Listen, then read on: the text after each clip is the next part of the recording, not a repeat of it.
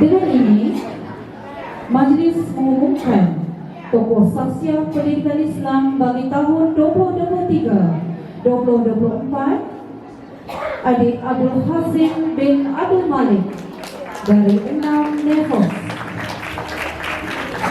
dijemput naik ke pentas untuk menerima sijil dan hadiah.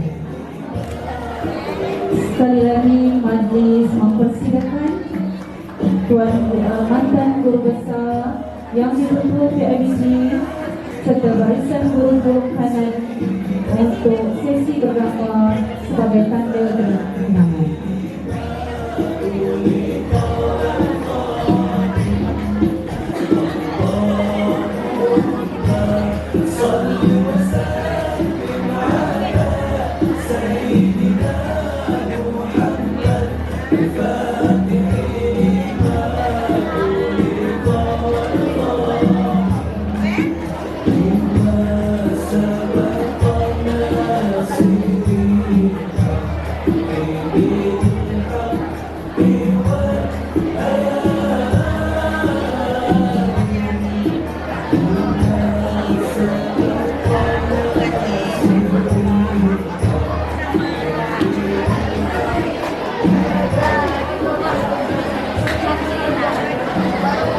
Tahniah dan terima kasih ucapkan kepada Guru Penolong Kanan Puan Azizah di atas penyampaian hadiah kod Tuan YDP SK Taman Putra Perdana untuk tampil pentas bagi menyempurnakan majlis.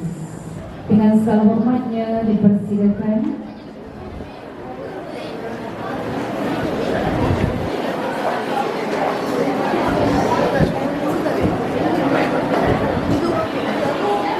Dijemput peserta datang untuk naik ke pentas, dipersilakan.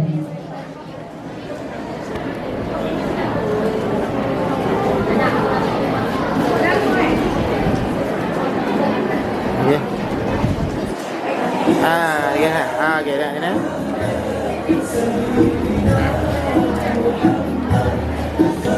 Okay. Nak ambil video, ya, video.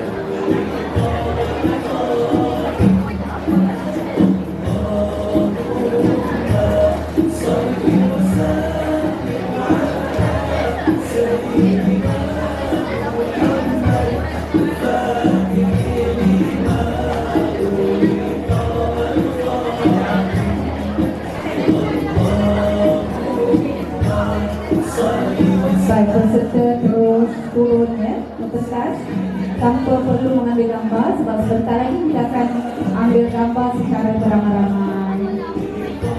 Terima kasih.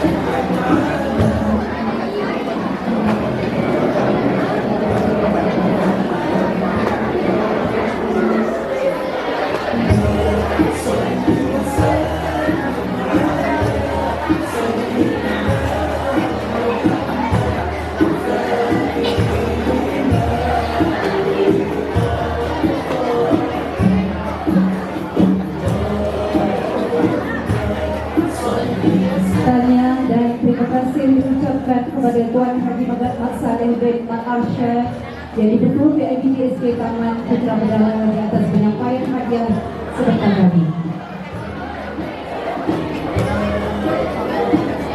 Majlis pada kali ini diteruskan dengan penyampaian sijil dan hadiah kepada peserta tahun 5. Jadi majlis dengan segala hormatnya mempersilakan Puan Fauziah binti Salahuddin, Guru Penolong Kanan Kurikulum untuk menyempurnakan majlis. Dengan segala hormat yang disilakan.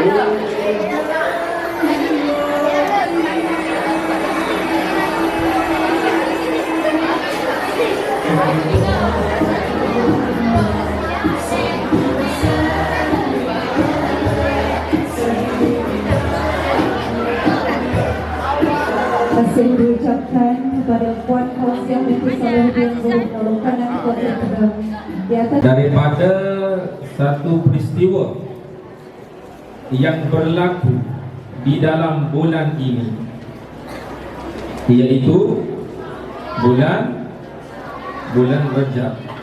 Sedar ataupun tidak sedar, saya ataupun awak, kita semua sedar atau tidak, kita sekarang sudah berada dalam bulan Rajab. Nabi ajar kepada kita bila masuk bulan Rajab, kita kena berdoa. Nabi ajar satu doa yang sering kita dengar masjid-masjid imam membaca doa ini, dan kita semua kena baca. Mungkin ada yang tahu, mungkin ada yang tak tahu. Hari ini Ustaz nak bagi tahu doa ini. Sambil makan awak boleh hafal doa ini. Boleh? Setiap kali solat, setiap kali bila-bila masa saja boleh berdoa. Doanya berbunyi, Allahumma barik lana. Itu doa makan.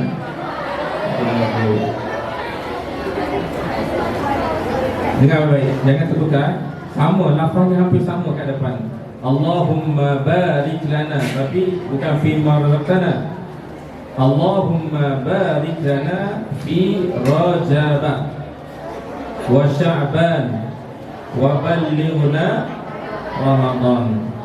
Ya Allah, berkatilah kami pada bulan Rajab dan bulan Sya'ban, dan sampaikan kami ke bulan Ramadan. Abang-abang yang dikasih sekalian, adik-adik, abang-abang, adik-adik, kakak-kakak, kenapa Nabi ajar doa ini? Ini menggambarkan kepada kita sebelum kita masuk cerita tentang peristiwa yang berlaku bulan Rajab. Doa ini Nabi ajar kepada kita supaya kita sedar, supaya kita tidak leka lagi, kerana tak lama lagi kita akan berada dalam satu bulan yang sangat mulia. Apakah bulan itu? Penghulu segala bulan. Bulan yang sangat mulia iaitu bulan Ramadan, iaitu 2 bulan selepas itu, Rajab, Sya'ban, Ramadan. Okey, boleh lagi? Baru sekejap kan? Bagilah tuan, walaupun ni penceramah tak masyhur pun, tak pernah keluar YouTube pun, bagilah sokongan sikit. Boleh? Boleh tak? Bukan suruh tepuk tangan, suruh dengar aja. Boleh? Bagi dia sama. Ustaz bukan pandai pun. Kalau awak bising, lagilah selalu ceramah nanti. Boleh? Awak jangan bising, poin dia akan cantik. Kalau awak bising, bergabur lagi, tak tahu cakap apa nanti. Okey? Pertama tentang doa. Baik, mulai hari ini kita berdoa sama-sama. Allahumma barik lana fi Rajab wa Sya'ban wa ballighna Ramadan. Ya Allah, berkatilah kami bulan Rajab, bulan Sya'ban, dan sampaikan kami. Sampaikan kami, kita minta doa pada Allah supaya bermula bulan Rajab lagi kita dah doa supaya Allah sampaikan kita, supaya dapat berada dalam bulan Ramadan untuk tahun ini. Sebab apa? Sebab ramai, berapa ramai orang yang tak sempat dengan Ramadan. Walaupun dah esok dah nak Ramadan, hari ni dia tak ada. Contoh awak kan, awak nama apa? Nadia. Radio Daniel. Pelik nama Daniel. Contoh Daniel, dia pemain sekolah macam biasa. Esok Ramadan, tiba-tiba hari ni tak ada, balik kampung. Tak, maksudnya tak ada, tak sempat. Ramai. Ada orang dah dekat maghrib meninggal dunia, esok masuk maghrib tu Ramadan. Ada macam tu. Sebab tu kita diajar Nabi sallallahu alaihi wasallam ajar doa kepada kita. Bermula bulan Rajab lagi kita dapat doa. Berkatilah kami bulan Rajab, bulan Syaban, seterusnya sampailah kami bulan Ramadan. Orang-orang ulama-ulama dahulu mereka bersedia untuk sambut Ramadan 6 bulan sebelum. Gembira nak sambut Ramadan 6 bulan sebelum Ramadan. Betul tak? Betul. Ya. Bila masuk Ramadan dia gembira. Bila akhir Ramadan mereka sedih. Ulama-ulama ahli sufi dulu sedih nak pergi Ramadan, nak meninggalkan mereka. Kita terbalik. Betul tak? Kita terbalik 360 darjah. Datang Ramadan sedih. Alamak, tak boleh makan, kena puasa, kan? Betul tak? Betul tidak? Bila dah habis Ramadan, 2 hari nak habis Ramadan, kita gembira. Gembira, bohong kalau sedih. Kalau sedih kan bagus. Sebab nak raya, kan? Terbalik. Jadi walaupun macam tu, yalah kita ni siapa kan? Iman kita nipis sangat. Jadi patutlah kita macam tu. Tetapi kita kena tahu, ulama dahulu mereka sedih Ramadan meninggalkan mereka. Mereka bersedia nak sambut Ramadan 6 bulan sebelum. Baik, itu doa. Pertama awak dapat ini doa. Masuk di bulan Rajab, Nabi ajar supaya kita berdoa setiap hari. Doa tadi. Satu. Baik. Dalam setiap bulan-bulan Islam, kalau bising dia macam lagu sikit. Ya, Ustaz nak poin cantik ni, tapi jangan kacau, jangan kacau. Apa tadi?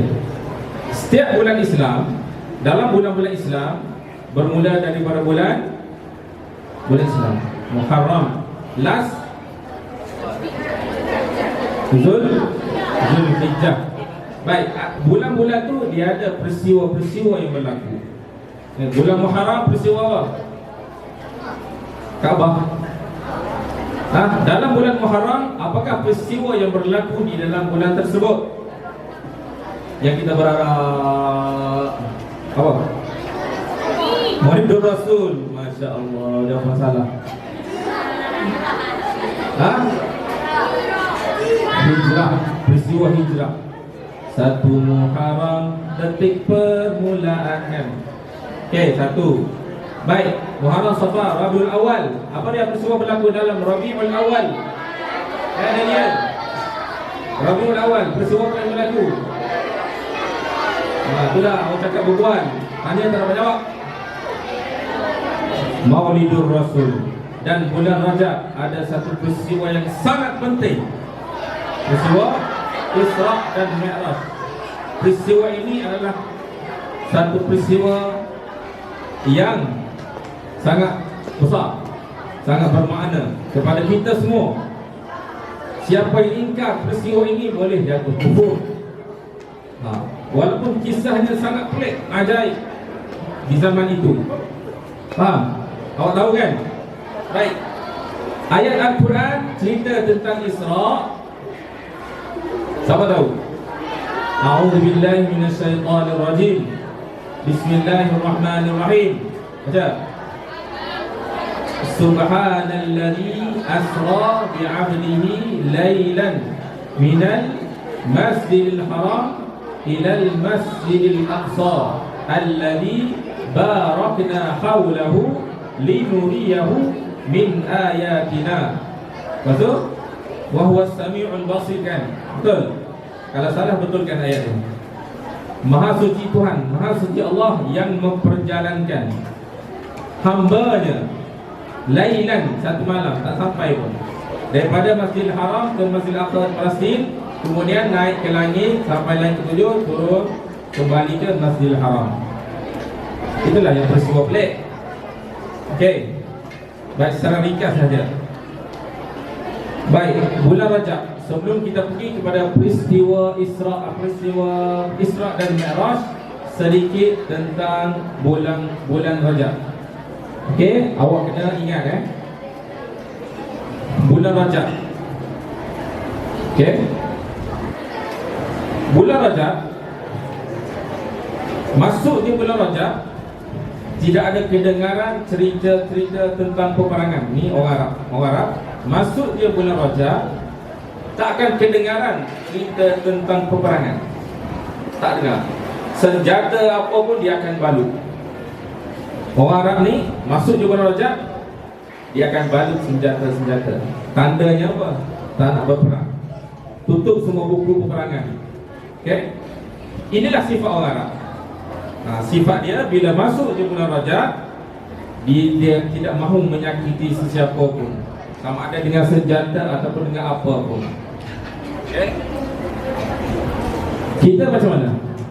Pengajaran kepada kita. Dah masuk bulan Rajab. Dah berapa Rajab hari ini? Berapa Rajab? Berapa? 21. Dah hari ini berapa Rajab? 21 Rajab. Dah nak habis bulan Rajab. Okey, apa yang kita boleh buat? Apa yang kita boleh ambil pengajaran daripada perangai orang Arab? Bila masuk bulan Rajab, dia balut senjata. Dia tak nak berperang. Dia tak nak sebut tentang cerita perang. Baik, kita tak berperang. Tapi ada satu senjata yang agak lebih tajam daripada pedang. Mulut lidah. Sebab kalau perhatikan lidah kan, lidah ni, cuba awak cek lidah masing-masing. Lidah satu ni, dia dijaga oleh dua pagar berbanding mata, telinga. Telinga tutup dengan bulu-bulu telinga tu je. Okey, mata kelopak mata. Tapi lidah dia dipagar pertama oleh gigi, kan? Kedua bibir. Betul tak? Nak cerita lidah ni bahaya. Kita kena jaga lidah. Dengan lidah awak boleh menyebabkan orang sakit hati sampai mati. Betul tak? Betul kan? Dengan lidah awak guna untuk mengumpat, awak guna untuk apa panggil? Mengata kat kawan ataupun ejek kawan sampai kawan menangis, sampai bergaduh. Bukan sahaja awak, mak ayah awak pun bergaduh dengan lidah. Okey. Jadi masuk je bulan Rajab, kita balut lidah kita. Balut lidah kita. Macam mana nak balut? Kalau sebelum ini dalam kelas ke kat rumah ke kita bercakap menembuhkan, kita bercakap mencarut perkataan-perkataan yang tak sepatutnya kita ucap. Masuk je bulan Rajab, stop, balut lidah kita. Jangan sesekali mengucapkan sesuatu yang menyebabkan orang sakit hati, menyebabkan berdosa. Boleh tak? Boleh? InsyaAllah. Okey. Itu semua adalah persediaan kita untuk kita sambut bulan Ramadan. Baik, dalam bulan Rajab juga kita dengan kita membalut lidah kita tadi daripada bercakap benda-benda yang bukan-bukan, mencarut benda yang tak berfaedah dan sebagainya. Dalam masa yang sama, bila kita buat macam tu, kita akan dapat jaga hak kita sesama kita. Ingat baik-baik kita dengan orang lain ada hak yang mesti kita tunaikan. Terutama hakul muslim alal muslim, hak orang Islam ke atas orang Islam yang lain. Awak Daniel, awak mesti tunaikan hak awak terhadap kawan awak sebelah. Siapa nama awak? Zaid. Daniel ada hak yang perlu Daniel tunaikan kepada Zaid. Sama juga Zaid ada hak yang awak perlu tunaikan kepada Daniel. Kalau awak tak tunai hak tersebut, Daniel akan tuntut ke akhirat nanti. Daniel, ya Allah, dia ni tak tunaikan hak dia kepada aku. Aku nak puasa dia, ya Allah. Aku nak puasa dia, aku nak. Dia tuntut. Nak macam tu. Awak puasa kat dunia, buat baik kat dunia, tiba-tiba sampai akhirat orang tuntut. Yang ni datang tuntut, saya nak kebaikan dia, saya nak yang dia buat baik, saya nak. Dah habis kita. Muflis. Nak macam tu. Kalau tak nak, kalau kita tak nak, dekat akhirat nanti, bila kita dah berada di sana, dah tak boleh balik ke dunia. Kalau kita tak nak ke akhirat nanti kita muflis, walaupun kat dunia ni kita rasa dah banyak dah dengan solat sunatnya, dengan solat wajib kita tak tinggal, buat baik, puasa, semua kita buat banyak. Tiba-tiba ke akhirat datang orang tu tuntut, orang ni tuntut, itu tuntut, semua tuntut. Tinggal kosong kita. Tak berhenti setakat itu. Kalau kebaikan kita dah habis orang tuntut, ada lagi yang menuntut, sedangkan kebaikan kita sudah tak ada, dosa orang itu akan diberi kepada kita. Nah, agak-agak syurga ke neraka? Syurga lagi. Harapnya macam tu lah. Okey, jadi kita kena ingat, kita ada hak yang perlu kita tunaikan. Orang pun ada hak yang perlu tunaikan kepada kita. Hakul muslim 'alal muslim ada 6. Ingat, ada 6 hak yang perlu kita tunaikan sesama kita. Pertama, ingat. Okay, kita nak jaga lidah tadi kan. Pertama, hak apa dia? Sebarkan salam. Mudah ya. 6 hak ni, orang kaya ke, orang miskin ke, orang cerdik ke, orang tak cerdik ke, orang pandai ke tak pandai, kelas depan, kelas hujung ke, kelas mana-mana kelas ke, siapa pun awak dapat buat. Dia tak perlu modal. Tak sebenarnya kawan kaya tak apalah kau boleh buat, tak. Semua orang boleh buat. Semua orang boleh tunaikan 6 hak ini. Pertama, sebarkan salam. Sesiapa yang tak sebarkan salam, dia tak menunaikan hak. Jumpa kawan, jumpa cikgu, jumpa sesiapa pun, kenal atau tidak, kita budayakan memberi salam. Payah tak beri salam? Payah ke? Payah. Mudah sahaja. Assalamualaikum. Okey, Ustaz ingat masa duduk dekat Awasi lah, duduk kat Mesir dulu. Okay. Orang Arab ni, dia dah jadi budaya, dah jadi darah daging dia. Salam, baca Quran. Kalau pergi Mesir, awak boleh lihat amalan ini, budaya ini. Jumpa dia bagi salam, kenal ke tak kenal ke, dia naik bas ke, naik bas kan, kau naik bas, dia naik je, Assalamualaikum, dia bagi salam. Kalau kita malu, orang Melayu ni malu, tak bertempat. Orang Arab ni lihat je, naik bas, Assalamualaikum, duduk. Budaya beri salam, Assalamualaikum, dia lihat je. Satu, yang kedua baca Quran. Siapa saja, tak kira dia kerja jaga, Ustaz pernah lihat jaga, dia jaga kedai kereta. Dia jaga kedai kereta, jaga kan, Pak Gad. Dia duduk kat kursi, dia baca Quran ni, siang malam baca Quran. Kalau tengok pelajar-pelajar Al-Azhar, tak kira bidang apa pun, doktor ke, engineer ke, arkitek ke, Quran kat tangan. Quran kat tangan, naik bas ke, naik kereta ke, duduk bas ke, Quran kat tangan. Bukan letak, baca. Bukan pegang saja, baca. Dah jadi budaya orang Arab. Kita boleh tak? Boleh. Malu kan? Masalah malu. Baik. Pertama, hak pertama mesti kita tunaikan ialah sebarkan salam, beri salam. Yang kedua, kalau Daniel sakit, Zain, pergilah ziarah. Ziarah. Dengar kawan kita sakit, jiran kita sakit, kita luangkan masa untuk ziarah. Boleh? Boleh lagi? Okey, yang kedua apa? Ziarah. Kalau sakit, kena ziarah.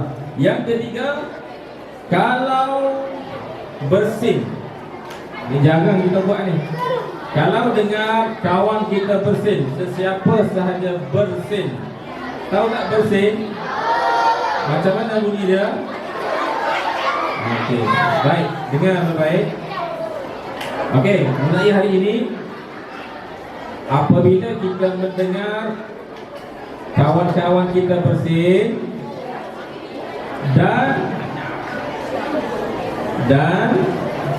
dia mengucapkan alhamdulillah. Dia bersin, Daniel bersin. Dan Daniel sebut alhamdulillah. Kita kena ucap kepada dia, yarhamkallah. Kalau dia bersin dia senyap, tak payah ucap. Faham?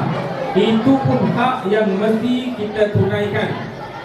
Dengar kawan bersin, dia ucap alhamdulillah, kita senyap tak sebut apa-apa, kita telah tidak menunaikan hak dan kita akan dituntut di akhirat nanti. Nampak kecil kan? Okay, nampak kecil. Nampak lagi sama, 12.30 kan? 12.30. Baru 5 minit dah bising dah. Hilang poin nanti. Okay, kalau awak senyap, kita singkatkan kamu. Bukan ceramah ni, berpual-pual kat depan Baik dua. Kalau kawan bersin, kena ucap. Dengar dia kawan bersin, dia sebut alhamdulillah, awak balas doa pada dia, yarhamkallah. Ingat, yarhamkallah. Boleh? Mudah dia.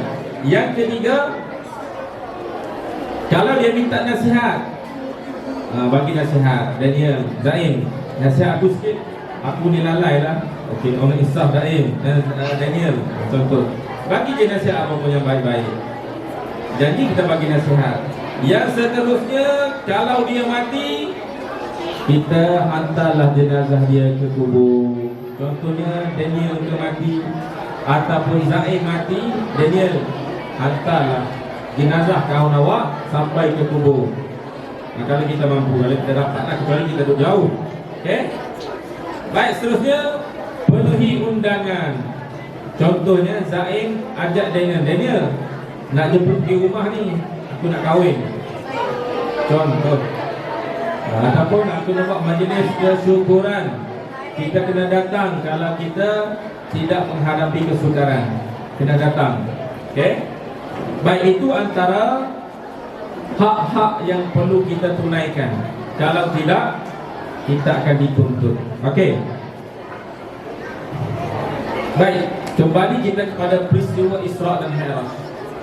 Yang mana peristiwa ini berlaku pada Nabi sallallahu alaihi wasallam. Mungkin tiap-tiap tahun kamu dengar kan? Ada sebab kenapa peristiwa ini Allah kurniakan kepada Nabi sallallahu alaihi wasallam. Yang mana pada tahun itu Nabi kehilangan dua yang tersayang. Lalu Allah nak hiburkan Nabi, Allah kurniakan peristiwa Isra dan Mi'raj. Allah memperjalankan Nabi. Isra ni jalan bawah, Mi'raj naik atas. Boleh? Kalau sempat kita buat kuis. Kalau sempat Okey. Bila berlaku? Bulan Rajab. 27 Rajab. Peristiwa ini berlaku pada Nabi sallallahu alaihi wasallam pada 27 Rajab. Baik. Banyak peristiwa yang Nabi diperlihatkan sepanjang peristiwa Isra. Banyak kejadian yang Nabi diperlihatkan. Ada 13 lebih kurang. Ada 13 peristiwa ataupun kejadian yang Nabi diperlihatkan pada Isra tersebut. Nak dengar tak? Okey, yang pertama, dalam 13 nanti Ustaz akan ambil. Awak datang sekolah tu satu amanah. Mak ayah awak bagi amanah untuk awak datang sekolah belajar. Satu amanah yang awak perlu pikul. Faham? Seperti kita urai. Baik, seterusnya Nabi SAW berjumpa satu kaum yang sedang menggunting bibir dan lidah mereka dengan gunting besi. Setiap kali digunting, bibir dan lidah mereka tumbuh semula dan mereka mengguntingnya lagi. Begitulah yang berlaku berulang-ulang kali.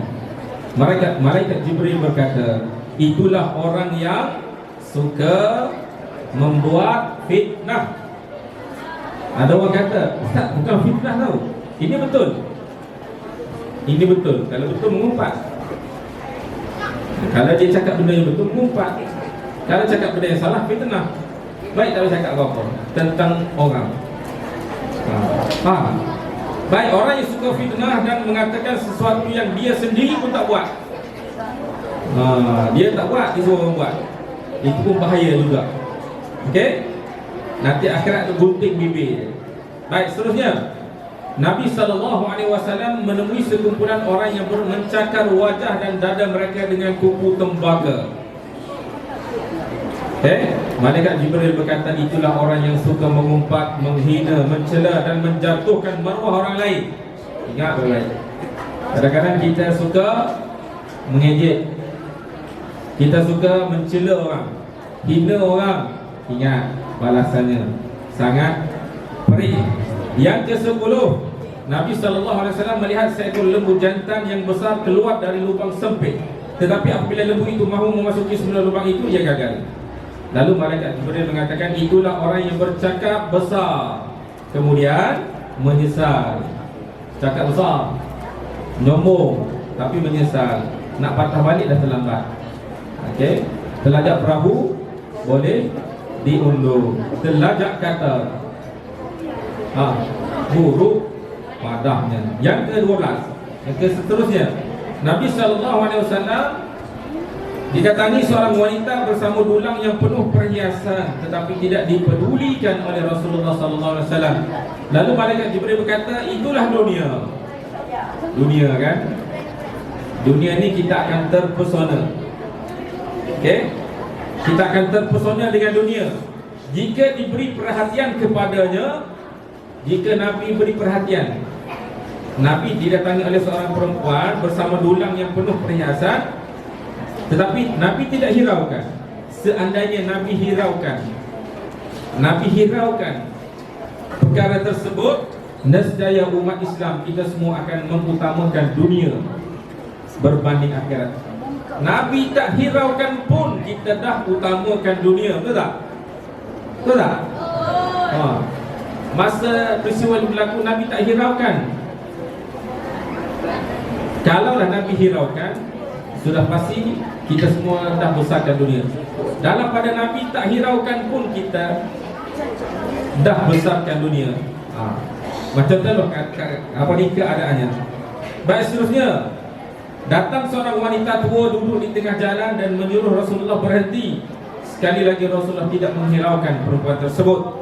Lalu malaikat Jibril berkata, itulah orang yang mesia-siakan usahanya. Datang seorang perempuan tua yang badannya bongkok 3 dan menahan Rasulullah SAW. Okey?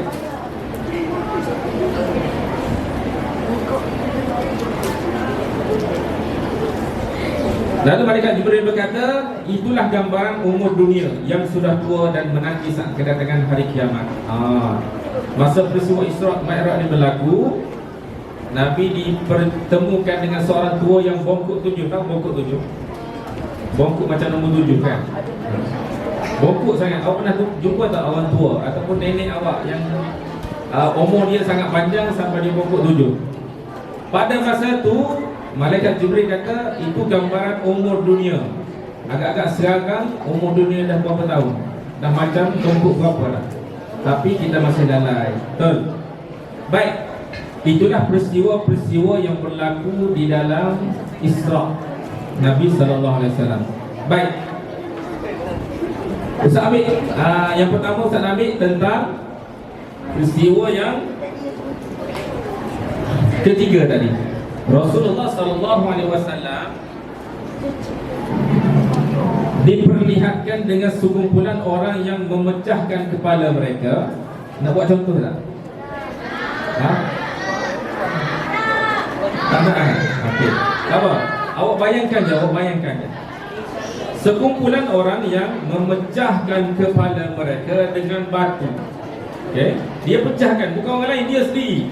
Dia sendiri yang pecahkan kepala dia dengan menghantukkan kepala dia ke batu.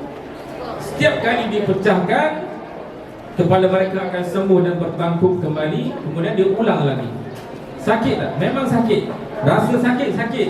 Tapi dia buat benda tu. Apa tadi? Malaikat Jibril kata, okey, itu adalah golongan apa? Orang yang berat kepala mereka untuk sujud pada Allah. Apa dia tu? Berat kepala untuk sujud kepada Allah. Apa maksudnya? Solat. Ini perkara sangat serius yang perlu kita titik beratkan. Okey? Solat. Satu benda yang sangat penting, yang merupakan tiang kepada agama. Kalau benda ni tak terjaga, benda ni tak kukuh, masalah kepada semua benda. Akan membawa masalah kepada semua benda. Di akhirat nanti, perkara pertama yang dihisap, yang akan dihitung, yang akan dicek dalam buku catatan amalan adalah tentang solat. Solat awak. Okey? Kalau dilihat solat itu cantik. Tahu cantik? Dengan solat dan betul sah. Okey? Maka yang lain-lain pun tak ada masalah. Perangai, akhlak dia akan terikut. Okey. Sebab solat ni tiang. Apabila solat bermasalah, dia akan membawa masalah kepada semua benda. Perangai, akhlak, pelajaran dan semua sekali akan terikut.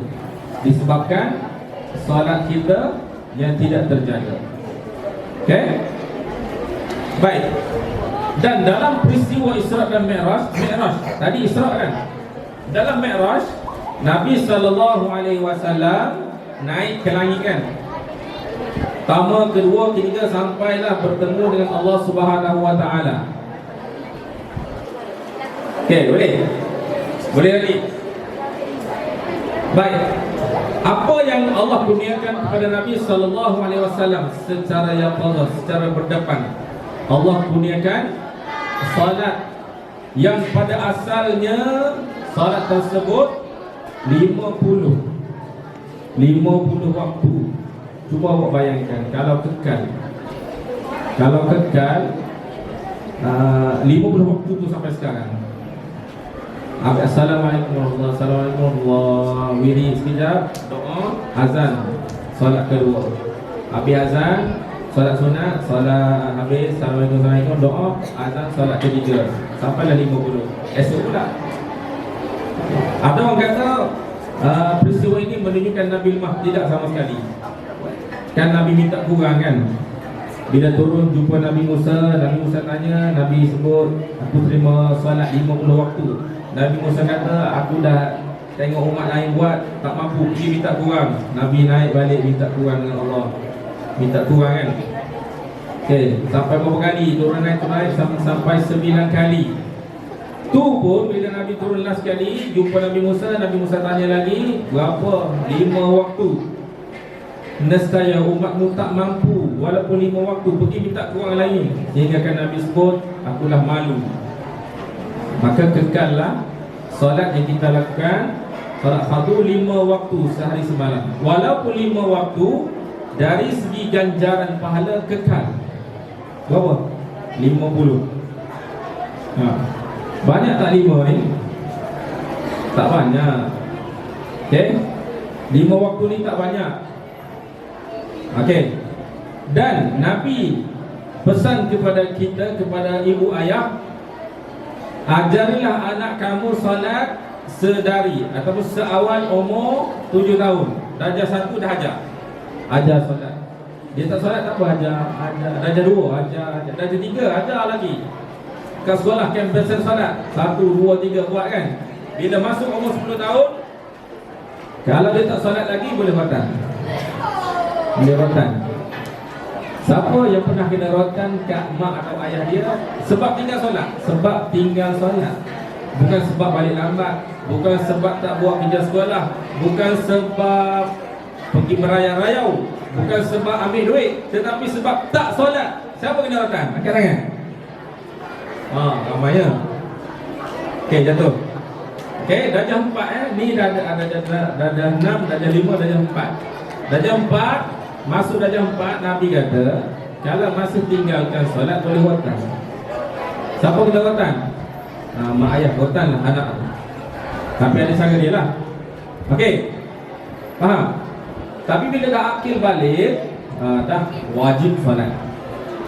Tak boleh tinggal solat. Jangan awak menyesal. Macam ada satu orang ni, dia umur 60 baru dia menyesal. Dia nyesal umur 60. Dia ingat dia tinggal solat daripada tak pernah solat.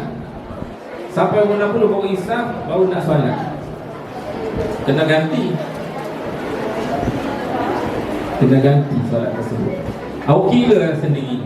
Bermula balik, umur balik sampai umur 60, sehari 5 waktu kali dengan berapa puluh tahun? Contoh 40 tahun. 40 tahun kali dengan 360 hari setahun kan. Keluar jumlah tu awak kali dengan 5. Ganti solat tu. Banyaklah siapa suruh tidak. Itu hutang awak dengan Allah Subhanahu Wa Taala. Okey? Jadi peringatan. Sempena bulan Rajab yang dipanggil juga bulan solat ini, sama-samalah kita menginsafi diri. Saya dan awak semua jangan tinggal solat fardu. Okey? Lepas tu perbaiki solat kita. Cuba perbaiki solat kita daripada berwuduk sampailah solat, supaya solat yang kita lakukan itu diterima oleh Allah dan boleh memperbaiki akhlak kita, boleh menjaga kita. Kerana Allah janji dalam Al-Quran, inna salata tanha 'anil fahsya'i wal munkar. Sesungguhnya solat boleh mencegah kita daripada melakukan perbuatan keji dan munkar. Solat yang macam mana? Solat yang dibuat dengan terbaik, dengan wudunya, dengan semua mengikut tata cara yang betul. Jadi kesimpulan, sebagai kesimpulan, bersempena dengan bulan Rajab ini, sama-samalah kita membuat persediaan yang secukupnya untuk kita sama-sama menyambut bulan Ramadan yang bakal tiba. Amalkan, doakan setiap hari doa yang Ustaz ajar, yang diajarkan oleh Nabi sallallahu alaihi wasallam tadi. Allahumma barik lana fi Rajab wa Sya'ban wa ballighna Ramadan. Mudah-mudahan kita semua akan diberi rezeki oleh Allah untuk sama-sama berada pada bulan Ramadan yang akan datang. Jadi itu saja. Moga-moga apa yang awak dengar tentang bulan Rajab, tentang peristiwa Isra Mi'raj, tentang salat, awak dapat ambil iktibar untuk diri awak. Insya-Allah. Aqulu qawli hadza wa astaghfirullah li wa lakum. Wassalamualaikum warahmatullahi wabarakatuh. Waalaikumsalam warahmatullahi wabarakatuh. Terima kasih diucapkan kepada Al-Fadhil Ustaz Zuril Azman bin Abdullah di atas pengisian ceramah Isra Mi'raj yang penuh dengan ilmu, keinsafan, kepada murid dan juga kepada diri Ustaz dan juga. Terima kasih sekali lagi diucapkan. Majlis diteruskan dengan bantuan Puan Azizah binti Nablas, Guru Pelorong Kanan, Kurikulum dan Pentadbiran, bagi menyampaikan canda hati kepada Tuan Penceramah iaitu Ustaz Zuril Azman bin Abdullah. Begitu sekali lagi Ustaz untuk tampil ke pentas bagi menerima sedikit canda hati.